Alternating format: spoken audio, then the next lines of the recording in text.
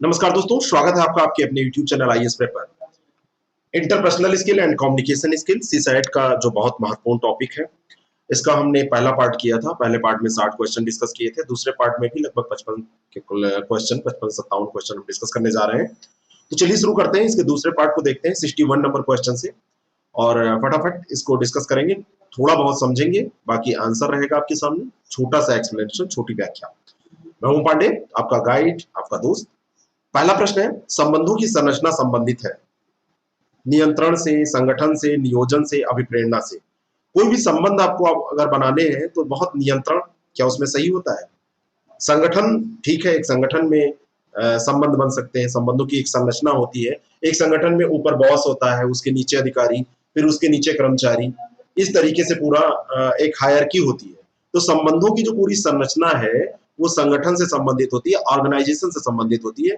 B option इसका बिल्कुल correct है। नियोजन अलग चीज है और मोटिवेशन अलग चीज है, लेकिन संबंधों की जो संरचना, यानी कौन किसका बॉस होगा, कौन किसका सहकर्मी है, कौन किसके अंडर में काम करेगा, तो ये संगठन से होती है। आपका अधीनस्थ छुट्टी चाहता है, पर आप उसकी अनुपस्थिति में आपके कार्यालय का काम प्रभावित होगा, क्योंकि वह उसका काम के लिए मुख्य व्यक्ति है।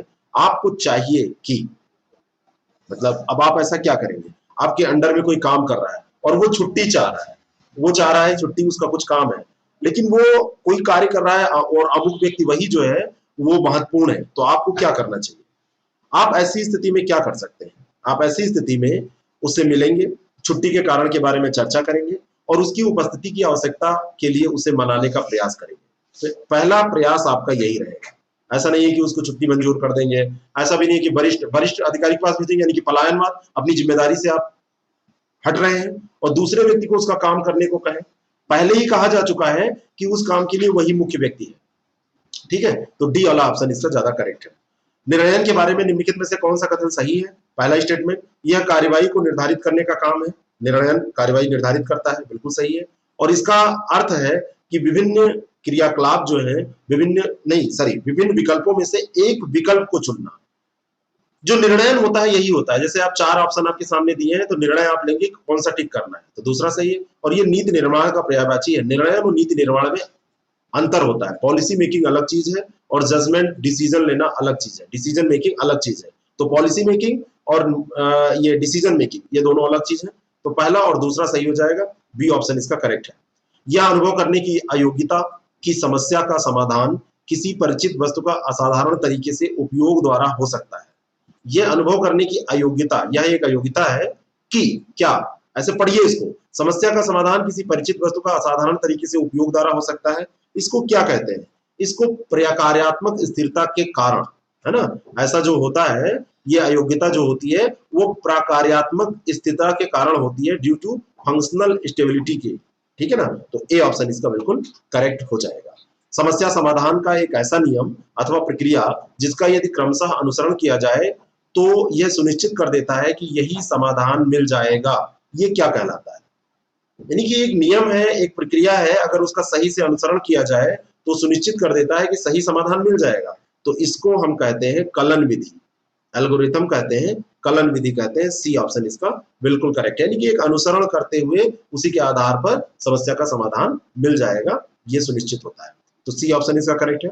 निम्नलिखित में से कौन सी संज्ञानात्मक प्रक्रिया उस समय घटित होती है जब व्यक्ति कलात्मक, साहित्यिक, वैज्ञानिक अथवा व्यवहारिक समस्याओं के विभिन्न संभावित समाधानों पर स्वतंत्र रूप से विचार करता है, स्वतंत्रता पूर्वक विचार करता है? तो ये होती है अपसारी चिंतन। इसको क्या कहते हैं? Divergent thinking. अलग अलग देखिए, कलात्मक, साहित्यिक, वैज्ञानिक और व्यवहारिक समस्याओं के विभिन्न संभावित समाधान, तो ये अपसारी चिंतन होता है, डाइवर्जेंट थिंकिंग होती है। इंग्लिश और हिंदी दोनों पढ़ के इसका उत्तर निकालिएगा। आप अपनी बीमार माता जी के लिए दवा लेने जा रहे हैं, कुछ दूर जाने के बाद किसी तेज जाते वाहन से कुचल गए बच्चे को आप देखते हैं, वो घायल पड़ा हुआ है, जिसका चालक भागने की कोशिश कर रहा है। आप क्या करेंगे? यहाँ पर देखिए, जब ऐसे प्रश्न आपके सामने आए तो सबसे पहले आपको ध्यान रखना चाहिए कि मनुष्य के जीवन से बड़ा कुछ नहीं है। सबसे बड़ा उद्देश्य है जीवन बचाए रखना। तो अगर घायल बच्चा है तो घायल बच्चे को आप सबसे पहले क्या करेंगे? अस्पताल लेके जाएंगे, उसकी जान पहले बचे, फिर देखा जाएगा, सीसीटीवी कैमरा ये सब निकाला जाएगा, किसने एक्सीडेंट किया था, गाड़ी का नंबर ट्रेस होगा। नहीं भी हो पाएगा तो इसकी जान बच जाए, वो सबसे ज्यादा जरूरी है। इधर ये इसकी जान चली जाए, ये मर जाए, और आप उधर उसको पीछा करके बस पुलिस से पकड़वाने में पड़े हैं, तो वो सही नहीं है। सबसे ज्यादा जरूरी है मनुष्य के जीवन को बचाना। बस पर चढ़ते समय कोई व्यक्ति अचानक आप पर गिरकर आप पर चिल्लाने लगता है, आप पर कोई व्यक्ति चिल्लाने लगता है, आप बस पे चढ़ रहे थे, तो आप क्या करेंगे?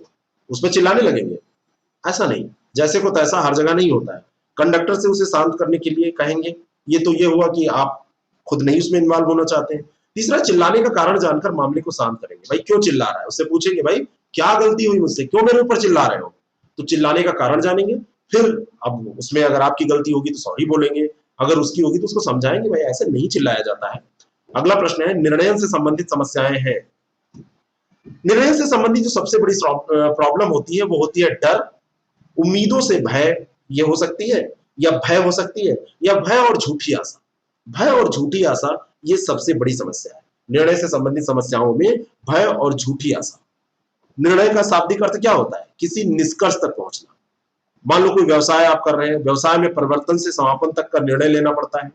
प्रबंधक जो होता है उपलब्ध विभिन्न विकल्पों में से जो सबसे अच्छा विकल्प होता है उसका छांटने का कार्य करता है। न्यूनतम लागत पर कम समय में और कुशलता पूर्वक कार्य करने की कोशिश की जाती है। कोई भी संगठन होता है उसका एम, उसका टारगेट, उसका गोल यही होता है। तो यहाँ पर भय और झूठी आशा ये संबंधित समस्याएं इससे होती हैं। सी ऑप्शन इसका करेक्ट हो जाएगा। झूठी आशा भी इसमें होगा, केवल भय नहीं होगा। नेक्स्ट क्वेश्चन, संचार का वह साधन जो बहुत सारे आदाताओं को एक स्रोत से एक साथ सूचना प्रसारित करता है। कोई साधन है जो बहुत सारे रेसिपिएंट्स हैं, आदाताओं यानी कि जो रेसिपिएंट्स हैं उनको एक साथ सूचना अगर प्रसारित कर रहा है तो इसको हम कहते हैं जन संप्रेषण। क्या कहते हैं? Mass communication. देखिए अंग्रेजी में इसको ज्यादा समझ सकते हैं आप, तो बी ऑप्शन इसका करेक्ट है। अपने यानी कि एक साथ कई लोगों को सूचना, जैसे कोई भाषण दे रहा है तो कई लोगों को तो सूचना पहुंच रही है, फोन करके तो नहीं बता रहा है ना कि जैसे मोदी जी जाते हैं भाषण देने, इस तरीके कोई भी नेता। अपने सहकर्मियों के साथ वार्तालाप के दौरान साधारणतया आप क्या करते हैं? गंभीर रहते हैं, मुस्कुराते हैं, बिल्कुल धीर गंभीर बने बैठे हैं, और सहकर्मी आपका कोई भी वार्ता कर रहा है, कोई भी बातचीत कर रहा है, तो ये बहुत सही नहीं है। हमेशा मुस्कुराते रहेंगे तो ऐसा तो नहीं है, हो सकता है कोई गंभीर बात हो सकता है कोई हंसने वाली बात हो, तब आप मुस्कुराइए, हंसिए। उसके विचारों के समर्थन में मुस्कुराते रहते हैं, ये भी बिल्कुल सही नहीं है। वो गलत भी कह रहा है तब भी आप मुस्कुरा रहे हैं, सही समय पर मुस्कुराते हैं। तो डी ऑप्शन इसका बिल्कुल करेक्ट हो जाएगा। जब सही समय आएगा तो मुस्कुराएंगे। किसी व्यक्ति में दूसरों के साथ काम करने का सर्वाधिक महत्वपूर्ण अंतर वैयक्तिक कौशल क्या होता है? ये उसकी योग्यता होती है। डी ऑप्शन इसका करेक्ट है, ये पहले भी आ चुका है। कोई अधिकारी मीटिंग के दौरान लेखनी मेज पर प्रकट करता है, क्या प्रकट करता है? उसके या उसकी क्या? क्रोध को, थकावट को, अरुचि को, उलझन को। तो जो गुस्सा होता है तो उठा के अपनी जो लेखनी होती है, अपनी जो पेन होती है, कलम होती है, उसको पटक देता है। ये ऑप्शन इसका करेक्ट है। एक वर्तुल संप्रेषण में संकूटक कूटभंजक हो जाता है जब वहां पर होता है क्या? जब वहां पर शोर होता है। ये ऑप्शन इसका करेक्ट है। कक्षा में संप्रेषण को सामान्यतः समझा जाता है। कक्षा में संप्रेषण जो होता है वो कॉग्निटिव संप्रेषण होता है। कक्षा में जो संप्रेषण होता है वो कॉग्निटिव, संज्ञानात्मक होता है ना? संज्ञानात्मक विकास या कॉग्निटिव डेवलपमेंट तंत्रिका विज्ञान तथा मनोविज्ञान का एक अध्ययन क्षेत्र है। ये भी आपसे पूछा जा सकता है, जिसमें कोई भी स्टूडेंट है, कोई भी बालक है, उसके द्वारा सूचना प्रसरण, भाषा सीखने तथा मस्तिष्क के विकास के अन्य पहलुओं पर ध्यान केंद्रित किया जाता है। तो ये बी ऑप्शन इसका करेक्ट हो जाएगा। मौखिक संप्रेषण में सबसे महत्वपूर्ण बाधा क्या है? सबसे महत्वपूर्ण बाधा है मौखिक संप्रेषण में खराब श्रवण। हम कुछ भी बोले जा रहे हैं, आप सुन ही नहीं रहे, या आप कुछ बोल रहे हैं, मैं सुन नहीं रहा हूं, तो यही सबसे बड़ी बाधा हो जाती है। तो समझ में ही नहीं आएगा अगर आप सुनेंगे नहीं। इसीलिए कहा जाता है जो श्रोता होता है उसको सबसे बड़ा गुण उसमें होना चाहिए कि उसको सुनना आना चाहिए, उसको सुनना चाहिए सही से। मौखिक संप्रेषण में सबसे अधिक महत्वपूर्ण क्या होता है? कि आप क्या कहते हैं, आप इसे कैसे कहते हैं, आप इसे कहाँ कहते हैं, इसे आप कब कहते हैं, तो आप इसे कैसे कहते हैं, कैसे समझा ले जाते हैं।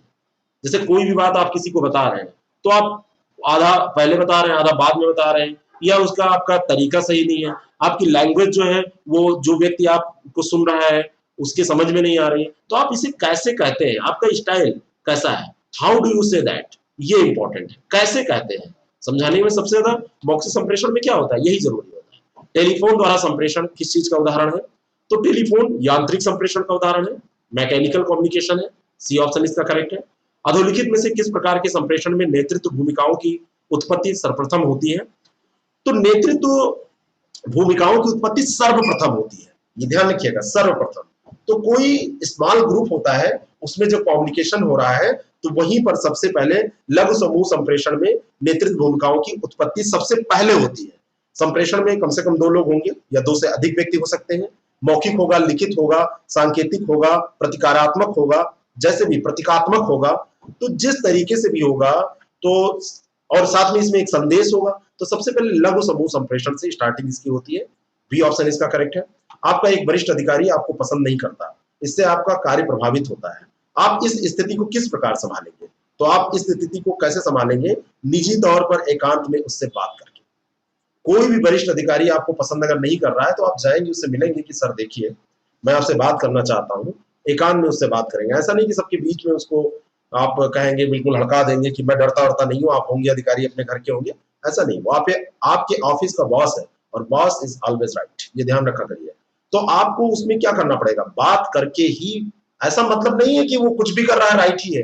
मेरा कहने का मतलब यह है कि उसको आप बेइज्जत नहीं कर सकते, है ना, शिकायत नहीं कर सकते उसकी, है ना, अनदेखी भी नहीं कर सकते, त्यागपत्र भी आपको नहीं देना है, एकांत में उससे बात करेंगे। अपने सहयोगियों एवं अधीनस्थों के बीच संवाद स्थापित करने का सर्वोत्तम विकल्प क्या होता है? तो सर्वोत्तम विकल्प है अनौपचारिक अंतः संचार। क्या है? Informal inter communication. ये सबसे इंपॉर्टेंट होता है, सबसे सर्वोत्तम विकल्प होता है, सबसे अच्छा ऑप्शन। अगला है मौखिक संप्रेषण की प्रभावशीलता वक्ता की योग्यता पर निर्भर करती है। किस किस चीज की योग्यता पर? सरल भाषा का प्रयोग। आप मेंस भी लिखिए तो सरल भाषा में लिखिए, आप कुछ भी बोलिए तो सरल भाषा में बोलिए। क्लिष्ट शब्द, लंबे लंबे शब्द, विदेशी शब्द, जटिल शब्द, ये सब बोलकर आप किसी को प्रभावित करने की कोशिश कर रहे हैं, लेकिन आप अपनी बात ही नहीं समझा पाएंगे उसको। तो सरल भाषा का प्रयोग इंपॉर्टेंट है। अंतरवैयक्तिक संबंधों में किसमें अधिक समय लगता है? अंतरवैयक्तिक जो संबंध होते हैं उसमें सबसे ज्यादा समय लगता है संव्यवहार में। आदान प्रदान में कम समय लगेगा, संचार में भी कम लगेगा, विश्वास बनने में समय लगता है, लेकिन संव्यवहार में सबसे ज्यादा समय लगता है। तो सी ऑप्शन इसका बिल्कुल करेक्ट है। अशाब्दिक संचार में निहित है। क्या निहित है? अशाब्दिक संचार क्या होता है? जहां बोले ना, इशारों इशारों से जहां बातें हो जाती है ना। देह भाषा, मुखीय अभिव्यक्ति, लहजा क्या है? जैसे बहुत चीजें होती है आप बॉडी लैंग्वेज से जान जाते हैं, तो बॉडी लैंग्वेज, फेशियल एक्सप्रेशन क्या है, फेशियल एक्सप्रेशन से जान जाते हैं, और टोन कैसा है, लहजा क्या है। तो ए ऑप्शन इसका बिल्कुल करेक्ट हो जाएगा। समानुभूति के लिए निम्नलिखित में से कौन सही है? समानुभूति और सहानुभूति दोनों समान है? दोनों समान नहीं होते हैं। एम्पैथी और यहाँ पे एक सिंपैथी होगा, सिंपैथी और एम्पैथी, ये एम्पैथी एम्पैथी लिख दिया है, सिंपैथी और एम्पैथी ये दोनों अलग अलग चीजें, समान नहीं है।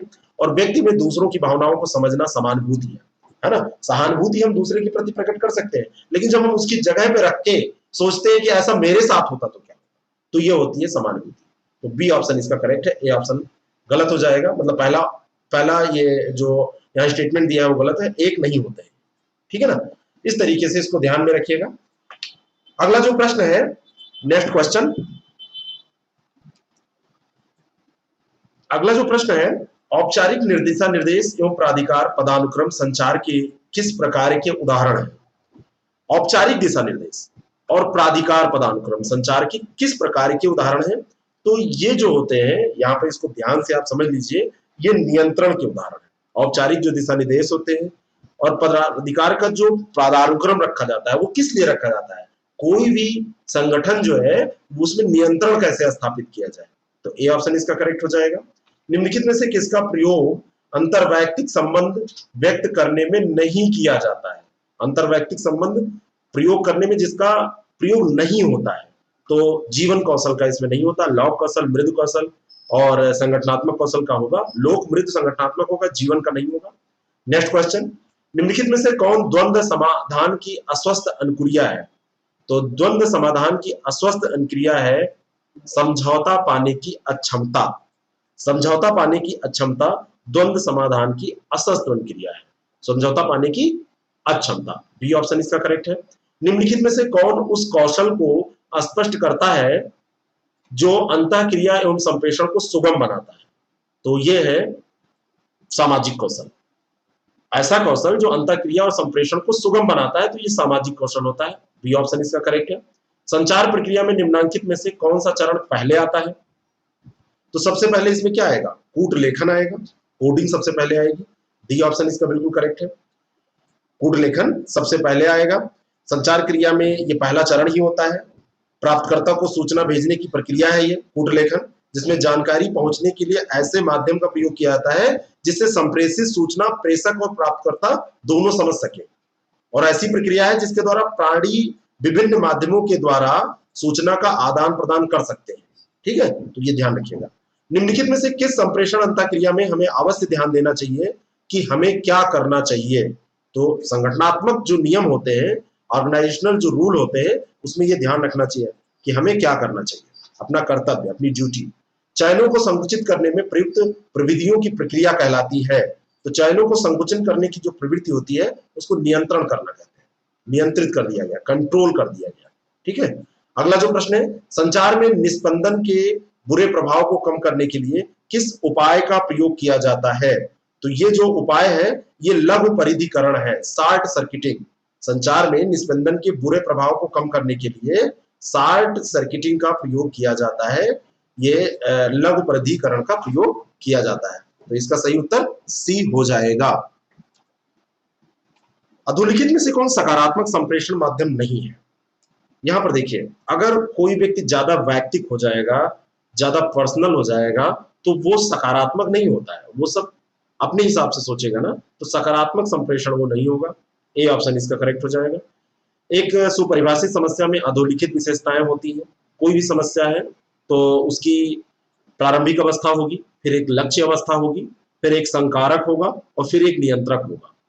प्रारंभिक अवस्था, लक्ष्य अवस्था, संकारक और नियंत्रक, यानी एक इनिशियल स्टेज, टारगेट स्टेज और ऑपरेटर और एक कंट्रोलर। तो बी ऑप्शन इसका करेक्ट हो जाएगा। समस्या समाधान के त्रिप्रक्रम आगम के अनुसार निम्न में से कौन अंतर्दृष्टि का एक प्रकार नहीं है? अंतर्दृष्टि का एक प्रकार नहीं है, ये आपको यहाँ पर बताना है। तो समस्या समाधान में जो त्रिप्रक्रम आगम होते हैं उसमें चयनात्मक भंडार अंतर्दृष्टि का ये प्रकार नहीं है। चयनात्मक जो भंडारण होता है, चयनात्मक भंडारण, ये इसका प्रकार नहीं है। चयनात्मक कूट संकेतन होता है, चयनात्मक तुलना होती है और चयनात्मक संयुक्ति, कॉम्बिनेशन, ये होता है। स्टोरेज नहीं होता है इसमें। सी ऑप्शन इसका करेक्ट है। अगला है कि विभिन्न विभागों के महत्वपूर्ण विवादों को निपटाने में न्यायालयों को बहुत समय लगता है। निम्नलिखित में से कौन क्रिया विधि सर्वाधिक उचित है? पहला, न्यायालयों को त्वरित निर्णय देने के लिए विशेष उपाय किए करने चाहिए। तो पहला स्टेटमेंट क्या ये सही है? बिल्कुल सही है। और अपने विभागों के विवादों को निपटाने के लिए अधिकारियों को विशेष अधिकार देने चाहिए। अगर अधिकारियों को विशेष अधिकार मिलेंगे तो न्यायालय पे दबाव कम होगा, बहुत सारे मामले यहीं पर निपट जाएंगे। तो दोनों सही है, सी करेक्ट हो जाएगा। अधोलिखित में से कौन सा निर्णय प्रक्रिया का अंतिम चरण है? तो निर्णय प्रक्रिया का अंतिम चरण होता है, निर्णय जब हो गया तो निर्णय मतलब होता क्या है? अंतिम परिणाम तक पहुंचने की कोशिश ही तो होती है निर्णय। तो निर्णय अंतिम परिणाम तक जब पहुंच जाता है कोई व्यक्ति या कोई भी बात जब निर्णित हो जाती है, तो व्यवहारिक दृष्टिकोण से इसका अर्थ है कि निष्कर्ष पर हम पहुंच गए। और निर्णय प्रक्रिया का अंतिम चरण निर्णय की प्रभाविकता का मूल्यांकन होता है कि जो निर्णय हुआ है वो कितना प्रभावी है। तो बी ऑप्शन इसका करेक्ट है। सहजज्ञान निर्णय है ना, इंट्यूटिव जजमेंट जो होता है वो क्या होता है, मतलब वो क्या है? तो सहजज्ञान निर्णय जो होता है ये अनुभव, भावनाओं और संचित फैसलों पर आधारित निर्णय है। जो भी आपके एक्सपीरियंस होते हैं, जो फीलिंग्स होती हैं, है ना, और जो आपके एक्युमुलेटेड डिसीजंस होते हैं उन पर आधारित होता है। तो सी ऑप्शन इसका करेक्ट है। तथ्य सामग्री और निष्कर्ष के बीच मानसिक संयोजन क्या कहलाता है? तो इसको कहते हैं, कोई भी तथ्य सामग्री है और फिर आपने उस पर विचार किया, तो मानसिक संयोजन जो होगा वो अनुमान लगाना होता है, मेक ए गेस। ठीक है, बी ऑप्शन इसका करेक्ट है। साइमन द्वारा प्रस्तावित निर्णय लेने की प्रक्रियाओं में निम्नलिखित में से विषम प्रक्रिया बताइए। तो विषम प्रक्रिया है तदात्मीकरण क्रिया, आइडेंटिफिकेशन एक्शन। डी ऑप्शन इसका करेक्ट हो जाएगा। साइमन ने इसको प्रस्तावित किया था और इसमें किसी प्रबंधक का महत्वपूर्ण कार्य निर्णय लेना होता है। इन्होंने कहा, पीटर ड्रकर का इस संबंध में विचार है कि प्रबंधक जो भी करता है, जो कुछ भी करता है, वो निर्णयों के द्वारा ही करता है। तो ये इसका नाम भी आपसे पूछा जा सकता है, पीटर ड्रकर का। प्रशासकों को दिन प्रतिदिन अनेक कार्य करने पड़ते हैं, निर्णय लेने पड़ते हैं। आप ऑफिसर बन जाएंगे तो आपको निर्णय लेने पड़ेंगे और इन कार्यों को करने के लिए बहुत सारे विकल्प आपके पास होंगे और इन विकल्पों में से जो सर्वोत्तम विकल्प होगा, ठीक है, उसका चुनाव आप करेंगे। तो बुद्धिपूर्ण क्रिया होती है और अविकल्प क्रिया, चयन क्रिया होती है, लेकिन तदात्मीकरण क्रिया नहीं होती है, आइडेंटिफिकेशन एक्शन नहीं होता है। निम्नलिखित में से कौन सा किसी कार्यस्थल में संप्रेषण की बाधा नहीं है? तो शोर तो बाधा है, पूर्वाग्रह भी बाधा है, सक्रिय श्रवण बाधा नहीं है, ये बाधा थोड़ी ना है, सक्रिय श्रवण तो और बढ़िया चीज है, और अनुपयुक्त माध्यम बाधा है, तो ये सब बाधा है, ये नहीं है, सी ऑप्शन इसका करेक्ट हो जाएगा। किसी संगठन में वह संप्रेषण जो अधीनस्थों को लक्ष्य को निर्दिष्ट करने के लिए, जो उनके लक्ष्य हैं, जो टारगेट्स हैं, गोल्स हैं, उनको निर्दिष्ट करने के लिए प्रयुक्त किया जाता है, वो क्या कहलाता है? तो उसको कहते हैं हम अधोगामी संप्रेषण, डाउनवर्ड कम्युनिकेशन, यानी कि जो संप्रेषण अधीनस्थ को जा रहा है, तो अधीनस्थ यानी कि डाउनवर्ड जाएगा, तो अधोगामी, बी ऑप्शन इसका करेक्ट है। और जो अधीनस्थों से ऊपर अधिकारियों को जाएगा वो ऊर्ध्वगामी होगा। अगला जो प्रश्न है, संप्रेषण के प्रक्रम में अंतिम चरण क्या होता है? ये फिर से आ गया, तो ये दूसरे रूप में पूछा जा रहा है, यह है प्रतिपुष्टि, यानी कि कोई चीज आपने सुना और समझा, उसके बाद में फीडबैक दिया, तो डी ऑप्शन इसका करेक्ट है। जैसे आप फीडबैक देते हैं कि वीडियो अच्छा है कि खराब है, अच्छा होता है तो आप लाइक करते हैं, ठीक है। कई बार अच्छा बुरा से मतलब ही नहीं होता, वीडियो पढ़ने के विद इन 10 सेकंड भी डिसलाइक आ जाता है, तो वो वाला नहीं, वो फीडबैक नहीं हुआ, वो एक चिढ़ हुई कि उस वीडियो से इससे चिढ़ है, आपने वो कर दिया। लेकिन आप उसको पढ़ने के बाद, देखने के बाद लगता है आपको हाँ बढ़िया मजेदार है, मेरा लाभ हुआ, 2 4 10 क्वेश्चन तैयार हुए, आधे घंटे हमने यहाँ 20 मिनट दिया, तो वही प्रतिपुष्टि, लास्ट फीडबैक। निम्नलिखित में से कौन सा एक संप्रेषण का रूप नहीं है? साक्षात्कार संप्रेषण का रूप है, मनोरंजक उपन्यास पढ़ना, इसमें क्या आप पढ़ रहे हैं, संप्रेषण थोड़ी हो रहा है। साक्षात्कार में देखिए आप बात कर रहे हैं, आपको कोई साक्षात्कार ले रहा है या आप किसी का साक्षात्कार ले रहे हैं, ठीक है। तो मनोरंजक उपन्यास पढ़ना नहीं है। संवाद भी दो लोगों के बीच में ही होगा, दो या दो से अधिक, और सामाजिक अंतक्रिया, ये सब होते हैं। उपन्यास पढ़ना आप खुद पढ़ रहे हैं, कुछ समझ रहे हैं, उसमें संचार संप्रेषण नहीं हो रहा है। हाव भाव द्वारा संप्रेषण संबंधित है, काइनेसिक्स, प्रॉक्सिमिक्स, पैरालैंग्वेज, अशाब्दिक व्यवहार, तो ये अशाब्दिक व्यवहार होता है। हाव भाव आप व्यक्त कर रहे हैं, इशारा कर रहे हैं, नजरों से करते हैं इशारा, हाथों से करते हैं, है ना, आंख मटका के करते हैं, जैसे भी। अधोलिखित में से कौन सा विकल्प शाब्दिक संवाद को इंगित करता है? तो शाब्दिक संवाद को इंगित करने वाला विकल्प देखिए, प्रोफेसर शर्मा ने अपना व्याख्यान कक्षा में दिया, तो बोल के दे रहे हैं ना, और मोबाइल से दिया, ये नहीं होगा, मोबाइल द्वारा छात्रों को दिया, आजकल तो मोबाइल से ही चल रहा है, अब इसकी परिभाषा बदलनी पड़ेगी क्या? माँ का ध्यान अपनी ओर करने के लिए बच्चा रो रहा था, ये भी नहीं। और दीपक ने छुट्टी के लिए आवेदन पत्र लिखा, तो प्रोफेसर ने अपना, प्रोफेसर शर्मा थे, उन्होंने अपना व्याख्यान कक्षा में दिया, ये शाब्दिक संवाद है, ए ऑप्शन इसका करेक्ट है। निम्नलिखित में से कौन सा क्षैतिज संप्रेषण का एक प्रकार है? तो क्षैतिज संप्रेषण कौन सा होगा? पार्श्विक संप्रेषण, जो लैटरल कम्युनिकेशन है, ये क्षैतिज संप्रेषण होता है। क्षैतिज, एक दूसरे ऊपर से नीचे नहीं जा रहा है, क्षैतिज चल रहा है, ठीक है ना, ए ऑप्शन इसका बिल्कुल करेक्ट है। प्रतिक्रिया देने से आप क्या समझते हैं? जब आप फीडबैक देते हैं तो उससे क्या मतलब होता है? इसका मतलब होता है एक संदेश के प्रति अपनी समझ की पुष्टि करना, कि हाँ मुझे समझ में आ गया, ये मैंने संदेश रिसीव किया और मुझे समझ में आ गया, फीडबैक यही होता है, सी ऑप्शन इसका करेक्ट है। अगला प्रश्न, सुनने की सर्वाधिक अच्छी तरीके से परिभाषित किया जा सकता है। सुनने को, कोई चीज सुनने को आप कैसे परिभाषित कर सकते हैं अच्छी तरीके से? तो एक संदेश आपके पास आ रहा है, कुछ भी आ रहा है, तो जो हम सुनते हैं उसका अर्थ निकालने में प्रयुक्त प्रक्रिया के रूप में हम सुन रहे हैं और उसका हम अर्थ निकाल पा रहे हैं, यानी कि हम अच्छे से सुन रहे हैं, तो सुनने को सर्वाधिक अच्छी तरीके से इसी तरीके से हम प्रसारित कर सकते हैं, तो बी ऑप्शन इसका बिल्कुल करेक्ट हो जाएगा, जो हम सुनते हैं उसका अर्थ निकाल सकते हैं, यही बी ऑप्शन। किस उद्देश्य हेतु वृत्ताकार संचार सर्वाधिक उपयुक्त होता है? तो अगर सूचनाओं का सक्षम अंतरण करना है, इफिशियंट ट्रांसफर ऑफ इंफॉर्मेशन, है ना, इफिशियंसी के साथ आपको इंफॉर्मेशन ट्रांसफर करना है, तो वृत्ताकार संप्रेषण इसका संचार का ये उदाहरण हो सकता है।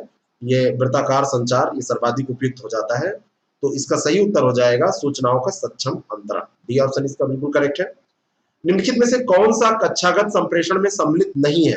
तो कक्षागत संप्रेषण, अप्रत्यक्ष संप्रेषण होता है, अनौपचारिक संप्रेषण इसमें नहीं होता, मौन संप्रेषण होता है, और औपचारिक होता है, तो अनौपचारिक नहीं, बी ऑप्शन इसका करेक्ट हो जाएगा। अनौपचारिक संप्रेषण कक्षागत संप्रेषण में सम्मिलित नहीं होता है।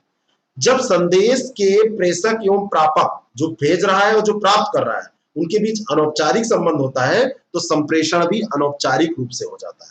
इसमें सूचनाओं का प्रवाह अनौपचारिक व्यवस्था के अनुसार इसमें नहीं होता है, बल्कि भिन्न भिन्न व्यक्तियों के बीच में अनौपचारिक तथा मैत्रीपूर्ण संबंधों के आधार पर होता है, ठीक है। तो ऐसा संप्रेषण सामान्यतः प्रत्यक्ष मौखिक होता है। ऐसा संप्रेषण प्रायः समान स्तर के पदाधिकारियों के बीच में पाया जाता है। इस संप्रेषण की जो मतलब इसको कहते हैं अंगूरी लता संप्रेषण, क्योंकि इसमें सूचना कानों तक फैलती है। तो यहां पर कुल मिला के अनौपचारिक संप्रेषण नहीं होगा। निर्णय लेने की कौन सी पद्धति सर्वाधिक उपयोगी है? तो ये दृढ़ता परक, यानी कि जो भी आप निर्णय ले रहे हैं वो रेस्ट्रिक्टेड निर्णय है और ये दृढ़ता परक निर्णय है, ये सबसे सही है। सक्रिय, निष्क्रिय, आक्रामक, निष्क्रिय, आक्रामक ये नहीं। अपने निर्णय पे आप दृढ़ रहिए, जो सोचिए उसको करिए। उच्च अनुरूपता समूह में लिए गए अतार्किक निर्णय कहलाते हैं, तो इनको कहते हैं अनौपचारिकता। उच्च अनुरूपता समूह में लिए गए जो अतार्किक निर्णय होते हैं वो अनौपचारिकता कहलाते हैं। और किसी संगठन में अधिकारी तथा अधीनस्थ के मध्य नियमित अंतःक्रिया का सबसे बड़ा लाभ यह है कि यह अधीनस्थों को संतुष्टि प्रदान करती है? नहीं। यह समूह संबंधों को घटाती है? नहीं। यह प्रभावी निर्णय निर्माण को सुगम बनाती है, ये ज्यादा सही है। हतोत्साहित करती है तो गलत ही हो जाएगा, ये सब गलत है, केवल सी सही है। पढ़ के ध्यान से देखिए, क्वेश्चन समझ में आ जाएगा। नेक्स्ट क्वेश्चन, निम्नलिखित में से कौन सी विशेषता सामाजिक रूप से वंचित व्यक्तियों के लिए उचित निर्णय लेने के लिए सर्वाधिक महत्वपूर्ण है? तो ये कौन सी विशेषता है जो सर्वाधिक महत्वपूर्ण है सामाजिक रूप से वंचित व्यक्तियों के लिए उचित निर्णय के लिए? तो इसका सही उत्तर हो जाएगा क्या? बहिर्मुखता। बहिर्मुखता सामाजिक रूप से वंचित व्यक्तियों के लिए उचित निर्णय लेने के लिए सर्वाधिक महत्वपूर्ण है। अच्छा, एक चीज यहां पर मैं आपको बताना चाहता हूं, परानुभूति क्या नहीं हो सकता? परानुभूति और बहिर्मुखता ये दो चीजें यहां पर दी हुई है। तो सामाजिक रूप से वंचित व्यक्तियों के लिए उचित निर्णय लेने के लिए सर्वाधिक महत्वपूर्ण क्या है? कोई वंचित व्यक्ति है, उसके लिए निर्णय लेना है। इस प्रश्न का उत्तर ये बहिर्मुखता नहीं होगा, ये कहीं गलत दिया था, इस कारण से ऐसा मैं बोल रहा हूं। परानुभूति होगा, यानी कि दूसरे के बारे में तभी हम तो सोच पाएंगे, अनुभूति कर पाएंगे दूसरे की समस्याओं को, तभी हम निर्णय ले पाएंगे। ये ऑप्शन इसका करेक्ट है। और अंतिम प्रश्न है, निम्नलिखित में से कौन सा संप्रेषण प्रक्रिया का अंग नहीं है? तो संप्रेषण प्रक्रिया का अंग नहीं है उनमें से कौन सा? तो माध्यम है, संचरण है, सूचना है, जीवन मूल्य एवं दृष्टि, ये नहीं होगा। बी ऑप्शन इसका करेक्ट हो जाएगा। तो इसका पीडीएफ टेलीग्राम पे आपको मिल जाएगा। टेलीग्राम ज्वाइन करने के लिए IAS प्रेप ऑफिशियल बिना स्पेस देके, या नीचे डिस्क्रिप्शन बॉक्स में लिंक दी हुई है, उस लिंक पे आप क्लिक कीजिए। IAS प्रेप ऑफिशियल आप बिना स्पेस देके इसको कर लीजिए और आपको मिल जाएगा ये पीडीएफ, और इसको रिवाइज कर लीजिएगा। ये वीडियो शेयर कर दीजिएगा लोगों तक, लाइक कर दीजिए अगर आपको पसंद आता है। Thank you very much.